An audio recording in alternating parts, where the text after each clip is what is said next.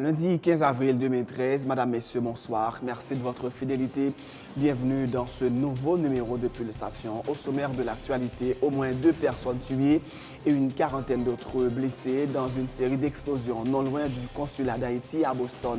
New York a annoncé avoir renforcé son dispositif de sécurité à titre préventif et des troupes militaires se sont déployées autour de la Maison-Blanche à Washington, D.C. Une femme enceinte aurait été tuée ce lundi au centre-ville lors d'une opération des brigadiers de la mairie de Port-au-Prince pour déloger des occupants d'un terrain vague non loin du stade national Silvio Cator. Des commerçants ont improvisé une manifestation pour dénoncer les brutalités des agents municipaux. Le chef de l'État, Michel Martelly, et le président du Sénat, José Simón Dera, félicitent Nicolás Maduro, vainqueur de la présidentielle vénézuélienne du 14 avril. Michel Martelly réaffirme son engagement à maintenir et à consolider des relations cordiales qui ont toujours caractérisé l'histoire des deux pays. Des parlementaires applaudissent la publication dans le journal Le Moniteur de l'arrêté nommant les nouveaux membres du CTCEP et disent souhaiter que ces derniers se mettent très vite au travail dans la perspective de l'organisation d'élections libres et démocratiques dans le pays avant la fin de l'année.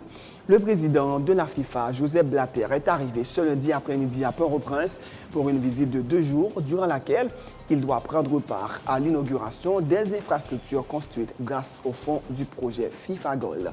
Dans l'actualité internationale, Nicolás Maduro, élu président du Venezuela avec 50,66% du suffrage. Son adversaire malheureux, Enrique Capriles, qui a obtenu 49,07% des voix exprimées, conteste la victoire du dauphin de Chavez et demande un recomptage des bulletins.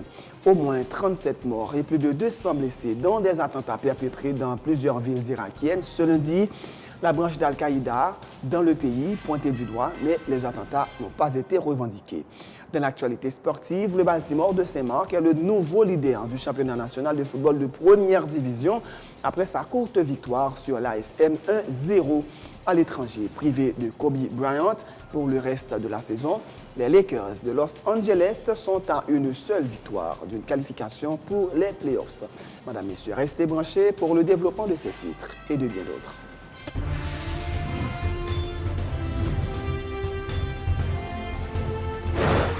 Du 15 avril au 15 mai, Télépluriel organise un grand concours de chroniqueurs et de commentateurs sportifs avec à la clé des primes exceptionnelles. Tandis ça, 2 plus gros gagnants ont joué une chance entraîner équipe sportive Téléa. Oui, la possibilité pour les 2 super gagnants d'intégrer l'équipe sportive de la télévision. Dans la possibilité de but, la frappe et goal!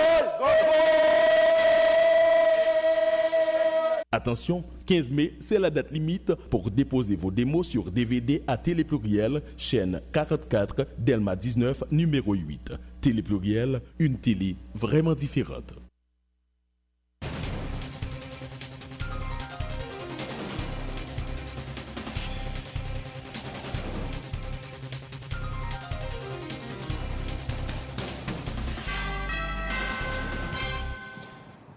De recherche, bienvenue dans le développement du journal.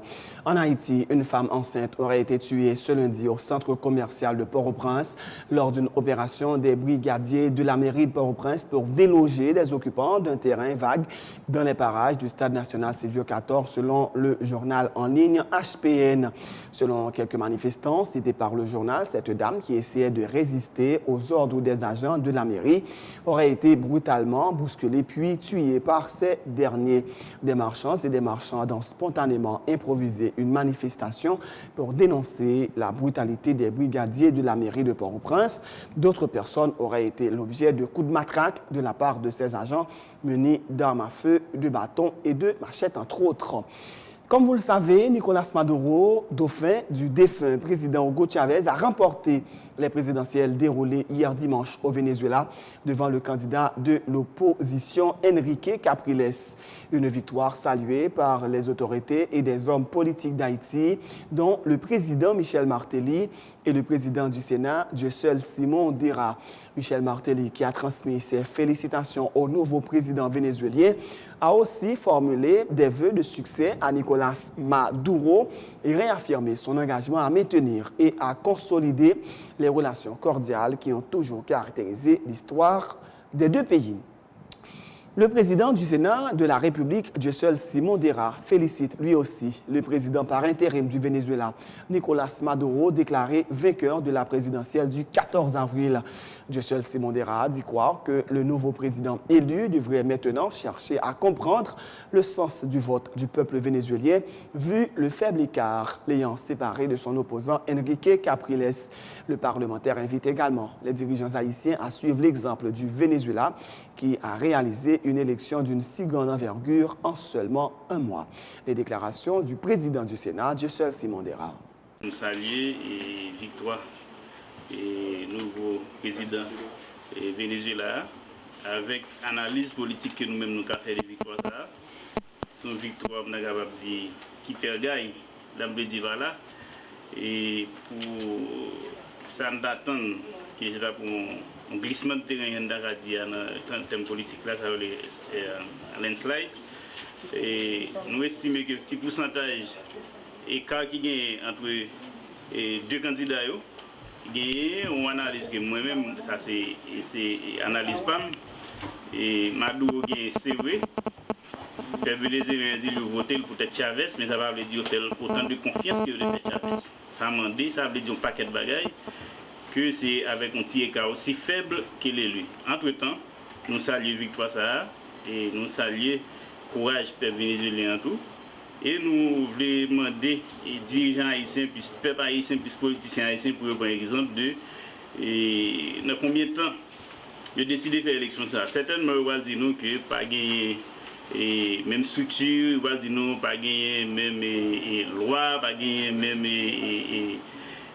disposition qui prend, mais disposition ça va traiter pour continuer dans celle-là retomber, c'est des initiatives qui prend en termes de consensus de gens qui construit le pays, de gens qui dirigent le pays. Et que vous pas quitter vide constitutionnel, vous pas quitter vide institutionnel. À ce moment, il faut faire élection dans les délais prévus par la Constitution et par la loi. Le président du Sénat invite par ailleurs le chef de l'État à procéder dans le meilleur délai à l'installation des membres du collège transitoire du Conseil électoral permanent. L'arrêté nommant les membres du CTCEP ayant été publié dans le journal officiel Le Moniteur, l'installation des nouveaux conseillers électoraux devrait être une simple formalité, croit savoir Dieuseul Simon Dera. Le parlementaire exhorte les nouveaux conseillers à se mettre très vite au travail en vue de mettre en branle le processus électoral, indique le sénateur du centre, ajoutant que l'organisation des élections cette année constitue un passage obligé. Arrêté à les publier et n'attend peut-être après-midi ou plus tard et on prendre une décision installée, même CTCEP pour mettre au travail et que d'ici semaine prochaine, nous-mêmes n'attendons rapidement que nous allons mettre au travail.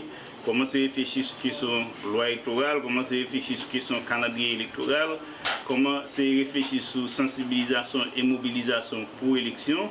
Et comme nous t'ai dit, nous continuons à dire et nous quimber par ça, faut que l'élection faite et dans l'année ça là. Et pas question que CTCEP ça a installé pour jouer sur le temps et pour quitter l'année à fin passer par l'élection. Si par l'élection, vous même tout, vous pas plan encore. C'est une principale tâche qui est de faire l'élection pendant l'année. Nouveau membres, et même tout évaluer et l'administration pour qui ça gagne là comme ressource et qui expérience au besoin, qui expérience au manqué et pour être capable de déraper machine avec méthode, efficacité et rapidité en même temps. Pour être capable d'avoir une élection qui est crédible, honnête et démocratique. C'est ce pays qui a ça comme exception. Et je dis encore, vous sentez une situation de traînard, côté que il a réfléchi, il a posé cette question, est-ce que il a bien fait l'élection pendant l'année. Moi, je voulais quand même vous un message pour le président du pays, pour me dire qu'il faut être très prudent. Et dans la question de l'élection, c'est capable de sortir dans le stade, pas à stade pas capable. Donc c'est ça pour nous très prudent sur lui et parce que nous croyons que l'année ça va passer pour pas l'élection dans le pays. Le porte-parole de la plateforme Unité salue la publication de l'arrêté nommant les nouveaux membres du conseil transitoire du CEP. Il s'agit, selon Sorel Jacinthe, d'un pas important vers l'organisation d'élections honnêtes et crédibles dans le pays avant la fin de l'année. Il dit souhaiter que les commissaires sitôt installés se mettent rapidement au travail en vue d'élaborer la nouvelle loi électorale et préparer le calendrier électoral dans la perspective de l'organisation des prochaines élections. Le parlementaire appelle les partis de l'opposition à mieux s'organiser pour couper court aux velléités de l'équipe en place de s'accaparer tous les espaces du pouvoir. Jodi, je pense que dans chaîne ça qui s'est fait en élection libre, honnête, démocratique, nous sommes capables de dire qu'on maillon qui est informé. Un maillon, pas plus. Donc, il va monter bureau. Bon, c'est la première chose. Après bureau, je souhaité que le président pas fait toute une éternité avec. L'aime dit le pas fait, il va aller pour le faire. Non, c'est conseil là, même qu'on est comment capable de jouer. La présidence est capable de jouer pour loi électorale là, l'y passer en la chambre. Donc, c'est ça un deuxième maillon parce que c'est loi électorale là, la loi des partis, c'est lui qui va l'établir normalement comment l'élection va le faire. Ou bien pour mettre bed, ou bien pour mettre bec, ou bien pour faire formation civique, information, et pour arriver l'an sorti avec un calendrier. Calendrier, je comprends ni sorti jeudi et puis après demain, il modifie, ainsi de suite, parce qu'au fur et à mesure, on a besoin de problème technique, si ce n'est pas problème politique, il est capable de refaire jusqu'à ce qu'on ait un vrai calendrier. Mais ça qui est essentiel, c'est que jeudi, son CEP qui, avant même de former le contesté, il a souhaité que les acteurs, les 9 membres, comprennent la question. Tout problème qui vient là, c'est comment à réaliser une élection honnête, libre, démocratique, que c'est pour une élection qui va le faire tant que le président dit là pour sélectionner 10 sénateurs. Donc, population, secteur, parti politique, tout le monde en général dans le pays, ça au courant et derrière un grand bagage, élection libre, honnête, démocratique. Nous-mêmes, dans le parti politique, dans le secteur politique, ça que nous-mêmes nous relais secteur démocratique là. Nous commençons à parler entre nous, nous réaliser à peu près 4 réunions déjà et même plus. La dernière c'est Gonaïve, nous sortir à une résolution pour nous dire qui ça. Nous-mêmes nous pas d'accord avec Madeli, nous voulons déchouquer mais nous avons déchouqué dans l'élection. Et quel que soit ça qui passe mal dans l'élection, nous avons déchouqué pour bon. Son pinga. Tout à fait autre chose. La commission spéciale chargée de déterminer s'il y a lieu de lever l'immunité des députés Enzou Naya-Bélange, Jean-Baptiste Rodriguez Séjour, mis en cause dans une affaire de meurtre, veut voir le dossier de l'instruction pour pouvoir décider sur la base d'indices suffisants. Le président de la dite commission, Emmanuel Fritz Gérald Bourjoli, informe que depuis une semaine, une correspondance a en ce sens été acheminée au pouvoir judiciaire qui jusqu'ici n'a pas encore réagi.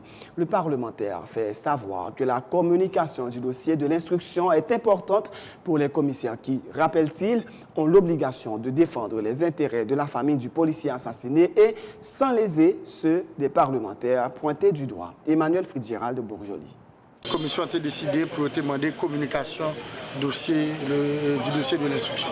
Et que nous demandons communication, c'est pour nous car ouais, effectivement, qui est-ce qui a accusé qui déclaration monsieur a été fait, et que qui responsabilité on a là, et que pour la commission a décidé à abonner ça. Dans ce dossier, ce n'est pas des preuves et que le juge d'instruction a gagné pour le chercher, c'est plutôt des indices et la commission a regardé pour le voir est-ce que y a des charges et indices suffisantes et que ça a demandé nous. Mais par contre, nous-mêmes, pour qu'on ait nous défendre et que il faut nous défendre les policiers qui mourent, il faut nous défendre les députés autour, parce qu'en fait, sont nous là pour nous défendre tout et que pas oublier ces commissions justice et sécurité publique, ces policiers qui protègent nous, députés au même tout, eux-mêmes c'est des collègues qui travaillent pour le pays tout, et que c'est ça que nous demandons de communication, de ces instructions pour la commission qui a décidé à bénéficier. Je crois que le délai a joué dans la mesure où c'est le bureau de la Chambre des députés qui avait accordé ce délai et c'est au président Tolbert qu'on avait adressé, n'est-ce pas, cette lettre pour solliciter, n'est-ce pas, du demandeur la communication du dossier, n'est-ce pas, de l'instruction. Jusqu'à présent, que la commission attend en réponse et que la réponse n'est pas nos cap bail, puisque nous n'avons pas de réponse, nous n'avons pas décider. Dans le cas contraire, si nous ne pas recevoir, nous ne pouvons pas continuer et travailler dans la commission. Non, mais de toute façon, nous pensons que, bon, c'est pas moi, je préside la commission, mais je ne peux pas décider donc, à la place des autres membres de la commission, et que, par contre, si la commission a décidé de travailler après, mais moi-même, avis PAM, notamment avis PAM, et que nous pensons que si nous pouvons rejoindre une réponse, nous pouvons décider de travailler, parce que nous demandons bagages, nous pouvons. En conclusion, la commission peut commencer à travailler, député? Non, la commission a commencé à travailler. Au contraire, si la commission n'est pas sollicitée du demandeur, la communication n'est pas de l'acte d'instruction et du dossier n'est pas de l'instruction, c'est qu'il commence à travailler. Autre point de l'actualité, le chargé d'affaires de l'ambassade de France à Port-au-Prince, Dominique Delpuech, a présenté ce lundi le bilan des activités de son pays dans le cadre de la lutte contre l'insécurité alimentaire en Haïti depuis 2005. M. Delpuech fait état d'un soutien de plus de 60 millions de dollars américains sur cette période de 8 ans pour soutenir les actions de production et de commercialisation de produits agricoles dans le pays, ainsi qu'un appui aux agriculteurs et aux organisations paysannes. Entre autres, une partie de la contribution de la France a aussi servi à l'achat de produits locaux utilisés par le Programme alimentaire mondial et le Programme national de cantine scolaire en faveur des couches défavorisées, fait savoir M. Delpuech. Nos actions, elles sont assez conséquentes.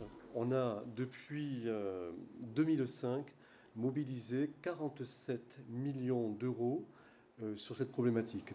Donc 2005-2013, plus de 10 ans, on a mobilisé environ 60 millions de dollars pour essayer d'apporter notre contribution à une amélioration de la sécurité alimentaire en Haïti. Nous avons consacré 8,8 millions d'euros à la production alimentaire, avec dans le plateau central, en partenariat avec le frère Franklin Armand, des petits frères et sœurs de l'Incarnation, avec également le mouvement paysan en papaye et une ONG nationale Vétérimed. Donc on est intervenu pour améliorer la production alimentaire, mais nous sommes également intervenus géographiquement dans les plaines irriguées de l'Arcahaie et de Montrouy. Nous avons ensuite injecté 13 millions d'euros en aide alimentaire sur un programme d'achats locaux sur lequel je reviendrai un peu plus tard, qui touche le maïs dans le nord et le riz dans l'Artibonite.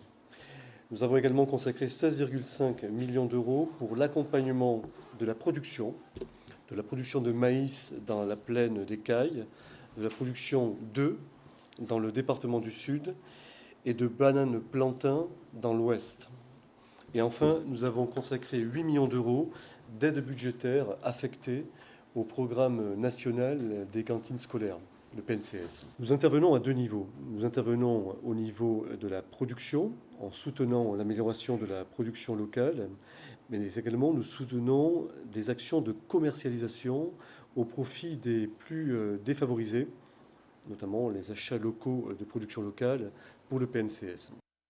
Ouverture ce lundi à Port-au-Prince d'un atelier de 3 jours en vue d'harmoniser les droits sur les télécommunications dans la Caraïbe. Des représentants d'une quinzaine de pays de la région participent à cette activité à l'hôtel Caribé. Le directeur général du Conseil national des télécommunications d'Haïti, Jean-Marie Guillaume, fait savoir que l'ensemble des pays de la région confrontent des problèmes presque identiques dans le domaine des télécommunications, d'où, dit-il, la nécessité d'harmoniser leur législation en la matière. L'atelier qui s'est ouvert ce 15 avril devrait également permettre de sensibiliser les acteurs sur l'état de la législation numérique et réaliser l'intégration effective d'Haïti au projet IPCAR qui justement consiste à aider la CARICOM et les pays ACP des Caraïbes à harmoniser les procédures réglementaires en matière de technologie de l'information. Avec l'évolution technologique, il y a des problèmes que tout pays a confrontés.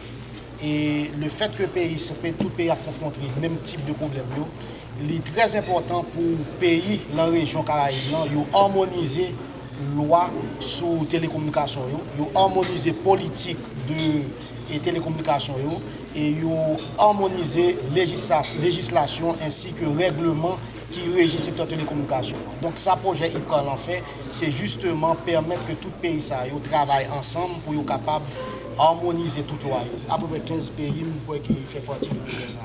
Et je crois que quand nous sommes en phase 1, normalement nous sommes supposés en phase 2. Mais malheureusement, avec autant nous sommes en phase 1, mais nous pensons qu'avec agressivité, nous sommes capables de rattraper pour faire autant. Depuis plus de 2 mois, nous commençons à travailler sur le projet et nous pensons que d'ici été, nous avons temps arriver avec des lois spécifiques sur 3 secteurs que nous avons regardés. C'est cybercriminalité, preuve électronique et puis transactions électroniques, pour loi que nous sommes capables de développer en harmonie avec toute loi qui est dans la région. Nous sommes capables de dire que de côté par nous avons fait tout effort, c'est ça seulement capable de dire, nous avons fait tout effort pour que nous soyons capables d'arriver à l'implémentation de loi. Donc il y a des participants, institutions publiques, institutions privées, et banques et différents ministères. Nous avons des participants dans l'université autour. Donc c'est tout secteur société qui a participé dans la réunion, dans l'atelier de travail. C'est la fin du journal. Avant de vous quitter, voici le rappel des titres. Au moins 2 personnes tuées et une quarantaine d'autres blessées dans une série d'explosions non loin du consulat d'Haïti à Boston. New York a annoncé avoir renforcé son dispositif de sécurité à titre préventif et des troupes militaires se sont déployées autour de la Maison-Blanche à Washington, D.C. Une femme enceinte aurait été tuée ce lundi au centre-ville lors d'une opération des brigadiers de la mairie de Port-au-Prince pour déloger des occupants d'un terrain vague non loin du stade national Silvio Cador. Des commerçants ont improvisé une manifestation pour dénoncer les brutalités des agents municipaux. Le chef de l'État, Michel Martelly, et le président du Sénat, José Simón Dera, félicitent Nicolás Maduro, vainqueur de la présidentielle vénézuélienne du 14 avril. Michel Martelly réaffirme son engagement à maintenir et à consolider les relations cordiales qui ont toujours caractérisé l'histoire des 2 pays. Des parlementaires applaudissent la publication dans le journal Le Moniteur de l'arrêté nommant les nouveaux membres du CTCEP et dit souhaiter que ces derniers se mettent très vite au travail dans la perspective de l'organisation d'élections libres et démocratiques avant la fin de l'année. Le président de la FIFA, Joseph Blatter, est arrivé ce lundi après-midi à Port-au-Prince pour une visite de 2 jours durant laquelle il doit prendre part à l'inauguration des infrastructures construites grâce au fonds du projet FIFA Gold. Dans l'actualité internationale, Nicolás Maduro, élu président du Venezuela avec 50,66% du suffrage.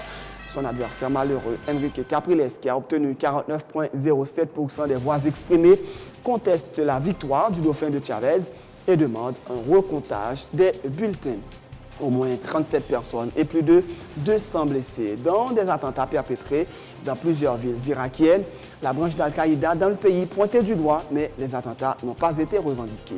Dans l'actualité sportive, le Baltimore de Saint-Marc est le nouveau leader du championnat national de football de première division après sa courte victoire sur l'ASM. À l'étranger, privé de Kobe Bryant, blessé pour le reste de la saison, les Lakers de Los Angeles sont à une victoire d'une qualification pour les playoffs. C'est la fin de ce journal. Merci de l'avoir suivi. Bonne suite de programme et surtout, bonne semaine sur Télé Pluriel.